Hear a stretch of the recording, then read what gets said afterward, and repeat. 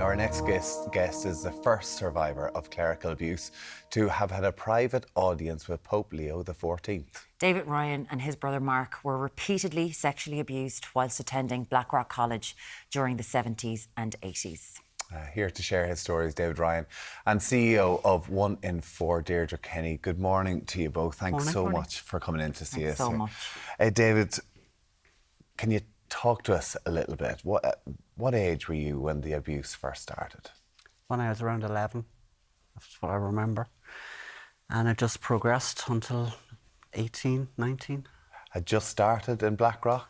No, my first abuse happened when I went to Northumberland Road to St. Declan's. It was to help me with my reading and writing because I was fairly dyslexic.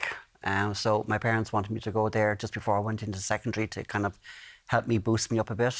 And I started being groomed there by a priest, Casey.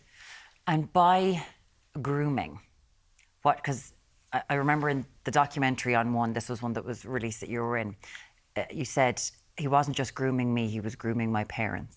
Mm-hmm. What do you mean by that? Well, grooming my parents, getting very friendly with them, you know, talking to them, coming up to the house, just frequenting all the time and getting their trust. And that's basically what the grooming was. And they liked us and he liked them, and it spiraled, basically. He got the trust from them, and that was it. And then it was repeated every single day with them when I went to school. At various locations. I mean, can you talk to us about that time? Must have been just terrifying. At the time, I didn't really know what was going on because I was so young and innocent. But like years passed, and you're going, oh my God, you know. Basically, I was brainwashed. And basically, he told me, he said, David, this is our secret. You can never tell anybody. And I had that drilled into me from a young age, and I didn't until I came out with it. We'll get to, because that took years and years and years. When you are a child, an 11-year-old child, up until you're doing your leaving cert, and this figure is looming large. The locations in which you were abused, you were enjoyed swimming. Yep. So he gave you access to the swimming pool in Blackrock College. And in Willow Park, yeah, I got the keys, everything. Yeah. So looked at an interest and abuse took place there. It got so brazen, he brought you into his house where other priests lived. Mm-hmm. Yeah. Into his bedroom. Yeah. Locked the door. That's when my friend Maura went down. Her father complained about it, and he was sent away for a couple of weeks. And one afternoon we were coming up Marion Avenue just from Blackrock Baths on a nice summer's day, and he pulls up on the bike and he says hello to us, and like 4 or 5 was going, oh my God, he's back again. And then a while I got a phone call and said, would you come down for a swim? And of course I just asked Mum and Dad, and they said yeah, because I love swimming. And he brought me down to his room, locked the door, told me to get naked, put me on the bed, tied my hands behind my back, and he raped me. He said, this is your punishment for telling on me. When you say he and we realise this is a very tough conversation for people who might be at home, but this is what happened to you and to many other people. Mm-hmm. And we really appreciate you being here. When your friend Maura went to her father, he had asked her to dress in like a shell bikini, her and friends, to take pictures. Did her dad know? They didn't know the extent of what was happening to you? No, because I asked Maura to tell her father. She says, you would never tell my parents this. I said, you've got to keep this quiet. Never tell them. And we didn't. And Maura and I are the best of friends. Yeah. And we always talk about it, going, we should have said something. But I asked her not to tell anybody. And she only told her father, and her parents never told my parents. That was the promise we made to each other. Your brother, who has since passed, sad to hear, he was also abused. Yeah. I never knew. No, okay. Neither of you knew? No, not until my dad made that famous phone call that night on, it was Good Friday evening, and Brian Dobson was doing the news, and my dad asked me, and I told him. And Dad phoned Mark in London, and Mark said, I believe David, because it happened to me.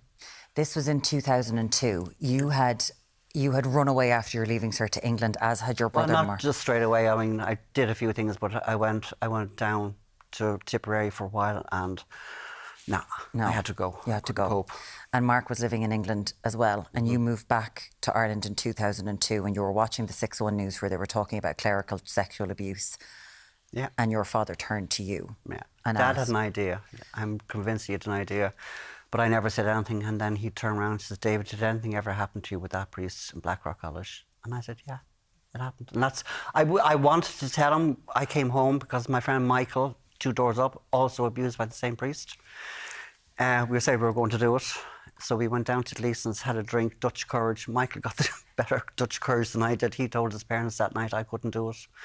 And then on the Friday evening, Dad asked me at 6 o'clock, did that happen to you? So I told him. And that's when he phoned Mark. And then Michael told his parents. So there was 3 boys on one road abused by the same priest. Kind of rare. And 2 brothers. You and yourself and Mark never spoke to each other about this? Never, not one word. Mark thought it was just him. And if he knew that anything had happened, he wanted to protect me. And that's why I'm convinced Mark passed away, because he felt so guilty. I won't forget him. I mean, since we did the .com one, we were so close. This is you and your brother Mark there, the picture of him. Yeah. You went... Wow. Yeah. You went to see Pope Leo XIV last week in the Vatican. What did you say to him? To be honest, going up to him, waiting for him was the hardest part. But once the door opened, he came out and he greeted me, and I just said, Holy Father, thank you so much for letting me have this audience with you. And he said, David, you're welcome. We went in, he closed the door, and it's like talking to you guys now. It was that easy. The nerves went completely. He was such a lovely man. He listened to every word I had to say.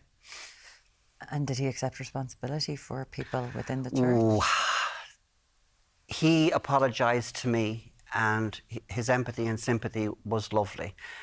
That's a tough question to answer, but I got from him his sorrow and his empathy, and he was so apologetic to me. I mean, he put his hands up to his face 2 or 3 times and looked through his fingers, sat back in the chair, took deep breaths, because like you, I'm talking to you, I didn't hold back. No point. I've got to get it out there. And the more people that hear it, they might come forward and talk. And this is why Mark gave me the voice. And sadly, Mark wasn't able to be there. No. But Deirdre, who you have been David's rock through a lot of this as well, through the charity 1 and 4, you were also called in to meet the Pope. Yeah, so it was a great privilege, obviously, to support David with that experience. I suppose, primarily there to support him. And I was beckoned by David and the Pope to join them at the end of the meeting, which was great. I guess, you know, when you're supporting survivors through any experience, especially meeting somebody in authority, you'd be very aware of the power dynamics that can make people feel uneasy or unsafe. So that was my primary concern. But as soon as I went into the room, I could tell that the 2 were getting on very well, and David was in no way uncomfortable. So yeah, look, as I said, the Pope asked me about the organisation 1 and 4 and the work that we do. Tell us a bit about it. The work we do. Yeah. Well, look, I suppose David's been working, or we've been working together for nearly 20 years. So we talked about that. Yeah. And the support for survivors, the history of the organisation, acknowledge the fact that 1 and 4 has called out the church in the past for, you know, the abuse of children and the lack of acknowledgement of that. So very forthright conversation. We talked about the risk to children now, primarily is quite different in terms of online platforms, sexual exploitation online. So, and how the church can play a role in supporting communities with that challenge. So it was a really open conversation, and as David has said to him and other survivors have said countless times before, they come forward because they don't want this to happen again to anyone else. So the figures are so stark. When the floodgates opened in Ireland 20 years ago, my God, did they open? And we looked at figures last week about sexual abuse within relationships, within what people are experiencing every day. The figures are huge all around this country. David, how did this affect your life? I can only imagine it has been the overarching thing in your life. It took over because I was so scared. I was afraid to talk. Confidence was shattered. Relationships didn't have triggers like photographs, anything, doors closing, showers, you name it. It all just triggers. So it had a huge part of my life was taken away. I had no childhood. Basically, my childhood was gone, living in fear the whole time. I was an altar boy. Don't go to church any longer. The trust is gone. My trust in the church is totally gone, and I don't trust them. Now, there are very good priests out there, but my trust is gone. I know you went over there and you had some tough questions for the Pope, and you went through them and left them with him and hoped to hear back from Pope Leo as well. But how are you today? I'm slowly coming down from the bubble. What an experience. I'm so glad I did it. It took a long time. I was meant to meet Francis. We got so close to meeting him, but that didn't materialise. So I started again, and lo and behold, I got the letter just before Christmas to say that I would have an audience with the Pope. And what a long way we've come within the Catholic Church to do something like that, to acknowledge it in such a way. David, for anyone, because it was on the front of the paper the other day about a young boy from Blackrock College who thinks he will never see his abuser, any sort of recriminations or see his day in court. What would you say to anyone who's grappling with this at home, secretly, privately, quietly? It's very tough. It's very hard to open up, and like to do this it's hard. But to come forward, because it's not their fault. I blame myself for so long. It was my fault. Being raped, it was all my fault. It's not your fault. Come forward and talk. Go to the police, and they are the most lovely people. They will guide you and help you. And like what Deirdre say, with 1 in 4, they're just the most fantastic organisation, and only for them, a lot of people wouldn't be around. Good on you. Thank you, David, for coming out and speaking like this, and speaking so well as well. Thank you so much, David. David Ryan, abuse survivor, and Deirdre Kenny, CEO of the charity 1 in 4. Thank you both for being here. Thank you so much. You can Google Blackrock Boys documentary on One. It is unbelievable to listen to that podcast.